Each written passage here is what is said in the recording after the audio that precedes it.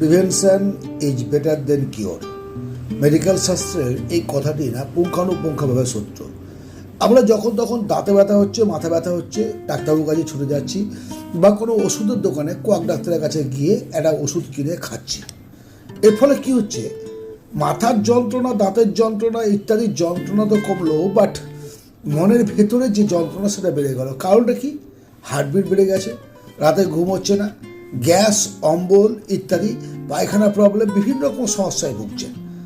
আমি আপনাদের বলবো, রোগ তৈরি কেন হয়, রোগ তৈরি কেন হয় তার 90% কারণ আমরা প্রত্যেকে জানি। কারণ পেশেন্টরাই এসে বলে, দাদা জলে ভেজেছিলাম, ঠান্ডা লেগে গেছে, কালকে রাত্রেবেলা বাইক চালিয়ে এসেছি, প্রচণ্ড কুয়াশা পড়ছে, ঠান্ডা লেগে গেছে।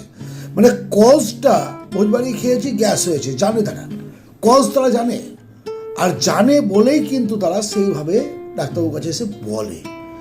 সো যদি আপনি প্রিভেনশন করতে পারেন, একটা জায়গা ফাটল হয়ে শুরু হয়ে গেল, অর্থাৎ ডিজিজ আসলো, এবার এই ডিজিজটাকে আপনি কিওর করলেন, আবার সেই রোগটা হবে না, এর গ্যারান্টি কেউ দিতে পারে না।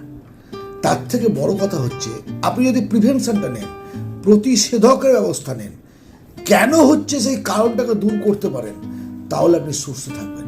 ইয়েস, এটাই হচ্ছে আজকের মূল কথা। ভালো থাকবেন।